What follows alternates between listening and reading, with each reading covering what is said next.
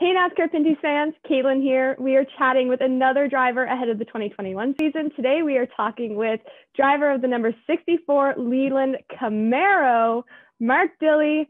Mark, how are you? How have things been? It's been a while since we talked with you.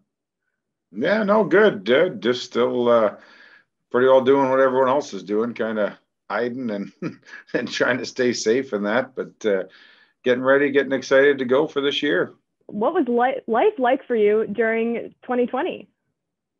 Lots of golf and just kind of did different things. We moved and that, so we had a new house. We were getting ready and the pool and that stuff. So it kind of worked out okay. It gave me a little extra time to do some of the things that I typically don't get to do. So it was good. You haven't missed a NASCAR Pinty season since 2007, since the series began. So what went into that decision for you, having not missed a single season since the beginning? I think really it was just a matter of everything was happening so fast and sponsor wise talked with Leland and talked to, and just didn't think at that time that was the move for us to make. I mean, a lot of our stuff we do is fan and customer and employee driven through sponsors and that. So when you can't have anyone there, and that's kind of your whole plan going in that direction going into that season, really didn't give us enough time to adjust and regroup of what we needed to do. So we just thought that for 2020, we'll just sit back and see what happens. And I mean, I think it was 3 events or 6 events. I don't know, 3 races or something. So it wasn't really a complete season kind of thing.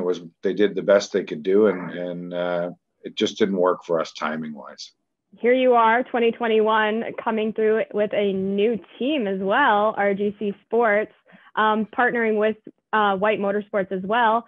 And you are now also sponsoring Trayton Lapcevich for his first full-time rookie season. How excited are you about that?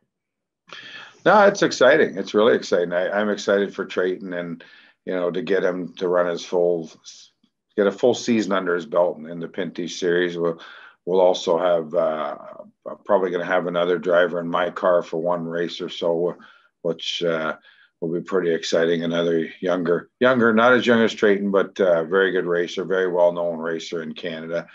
So that'll be exciting to see. And we, through RGC, I think we have a team in all different levels of stock car racing coming up through.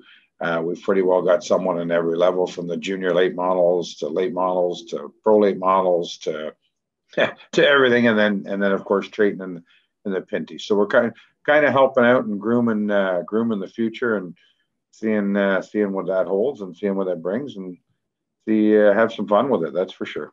So, Mark, I just have to ask. I've seen all those helmets, you posting about them on social media. Those are some pretty sick looking helmets. Why don't you tell us a little bit about them?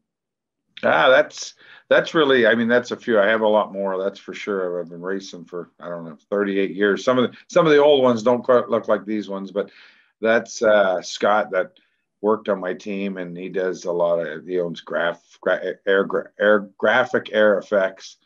He's been doing them for years for me, and there's a lot of history back there behind me, Dodge and the early NTN days and a lot of stuff. And it's he did a good job. He built maybe one for this year, which is over the top. It's kind of got like every sponsor from the last 38 years of racing. So while you didn't make an appearance in the 2020 Pinty's Fan Cave Challenge, I'm sure you were watching online to see what the tracks did, especially Flamborough having debuted last year.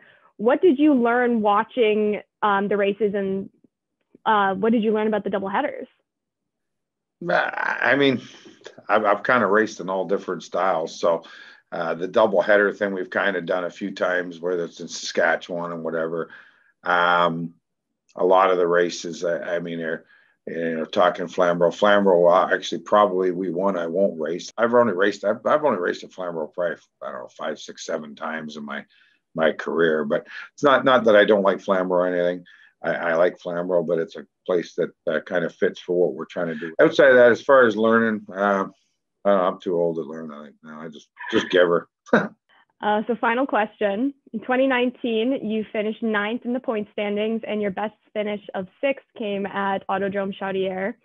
What do you think you guys have to do this year to potentially get a podium and even maybe your fourth win? Really, I think it's a lot of pieces got to go together.